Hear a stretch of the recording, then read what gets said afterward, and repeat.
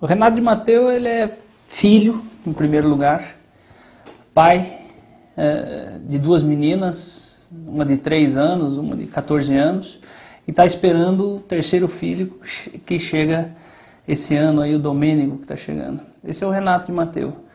O resto é formação acadêmica e profissão.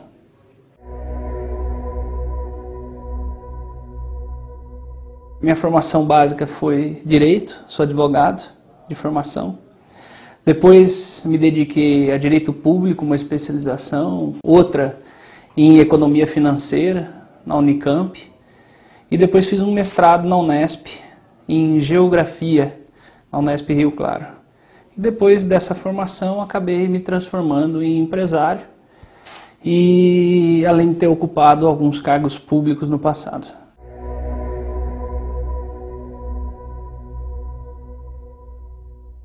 A política entrou em mim, eu diria. Não fui eu que entrei na política. Desde jovem eu fui convidado a ocupar cargo público. Ocupei com 25, 26 anos meu primeiro cargo público. E de lá para cá a política entra e sai da minha vida pelos cargos que ocupei. Mesmo sem até então ter sido filiado partidariamente a nenhum partido político no Brasil. Aí no ano passado, como é da natureza, fui convidado a assumir a presidência do PSB de Rio Claro. E foi então que oficialmente a política entrou na minha vida.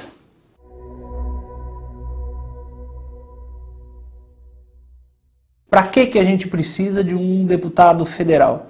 Depois de um pacto federativo de pagamento de despesas de municípios e estados, hoje os recursos tributários ficam à disposição da União, que fazem os seus repasses. Repasse para obra, repasse para educação, saúde, enfim. Deputado federal é quem determina para onde esses recursos vão. Então, para que nós precisamos de um deputado federal? Se os municípios e estados têm dificuldade de caixa, nós precisamos do deputado federal trazendo esses recursos para o investimento municipal.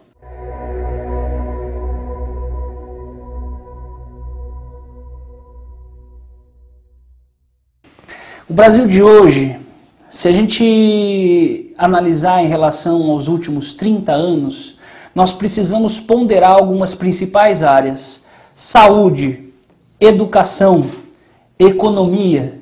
Vamos começar pela última. Economia. Nós temos um problema de moeda que nós estamos enfrentando, uma situação cambial em 2014 que nós estamos enfrentando, e para mim o principal, uma manutenção dos preços, ou seja, da inflação, através do aumento do custo do dinheiro. Quando nos dizem, vou aumentar a taxa de juros, estão nos dizendo, o dinheiro ficou mais caro. Se o dinheiro fica mais caro, você gasta menos, você consome menos, pelo hábito de comprarmos tudo ou quase tudo parcelado ou no crediário. Então, economia, o que nós temos? Ao invés de geração de emprego através da livre concorrência, o que nós temos é o aumento da taxa de juros para conter a inflação. Ora, e quando eu quero aumentar o gasto da população? Eu baixo a taxa de juros, como foi há 2 anos atrás, quando a presidente tomou essa decisão de baixar a taxa de juros, aumentar o endividamento do governo e aumentar o consumo da população. Então as empresas aí sim conseguiram gerar mais receita e sair daquela então iminente crise europeia, né? Problemas na economia pelos quais eu estou mostrando? Sim, nós não temos livre concorrência no Brasil, isso eu posso afirmar. Nós não temos porque temos que fazer manutenção dos preços através de taxa de juros. A livre concorrência definiria por si quem é o melhor e quem é o pior prestador de serviços ou produtor. E entre eles concorreriam pela preferência do consumidor e assim fariam a definição dos preços, sem uma intervenção de caneta, como a gente costuma dizer.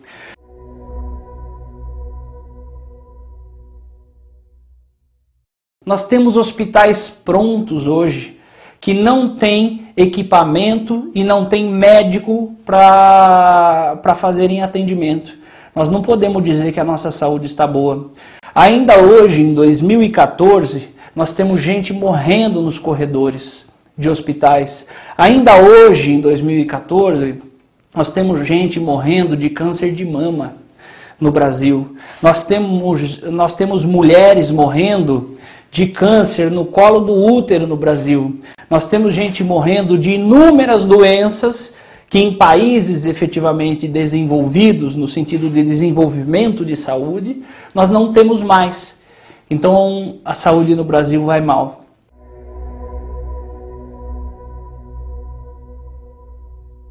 Para falar um pouco da educação, o que nós precisamos realmente nessas caminhadas que temos feito por aí é de uma educação integral, sólida.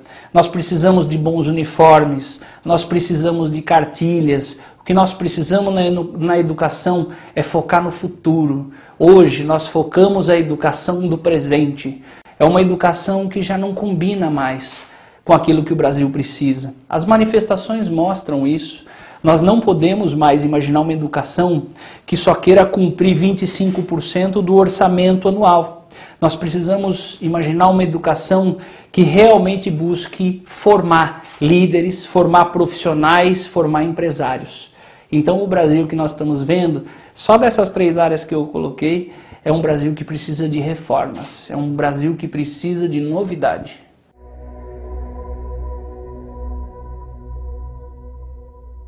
Se o Brasil precisa de novidades, o PSB pode ser a grande novidade. O que você tem é uma disputa dicotômica entre PT e PSDB já há um tempo, e o PSB aparece com uma proposta presidenciável, aparece com novos nomes para governador, novos nomes para deputado federal e para deputado estadual e senador. Então toda a legenda do PSB vem ao encontro daquilo que eu estou propondo, que é uma discussão ampla do que precisa ser mudado. O PSB tem a cara da mudança.